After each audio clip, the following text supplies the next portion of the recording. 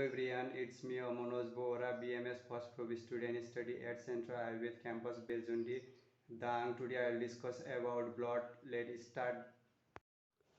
Blood is a connective tissue in a fluid form. Blood is a connective tissue in a fluid form. It is also known as the alkaline fluid. It is also called as a natural buffer. Blood is formed in a red bone marrow by a stem cell. Red bone marrow mainly present in a long bone. For example, humor, femur, ulna, etc. Bone marrow. There are two types of bone marrow. One is red bone marrow, where there is the blood form, and next is yellow bone marrow. The yellow bone marrow is due to the deposition of fat. Then we will discuss about the properties of blood. At first, color. Red. The blood is red due to the presence of hemoglobin. Hemoglobin mainly present in RBC. The hem is an iron portion which valency is +2, and the protein. Globin is a protein.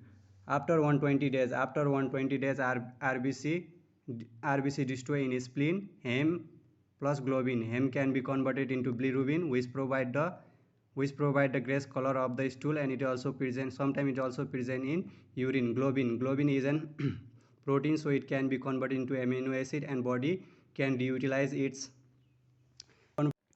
But the blood in a vein is dark blue due to the high concentration of carbon dioxide. Sometimes when we went to the hospital for the blood test, then the blood is taken out from a vein because veins are superficial and easily found. But in case of the check of the check the concentration of oxygen, then we only can take the blood from our RT. Then the average volume of blood is 5.5 liter in a male.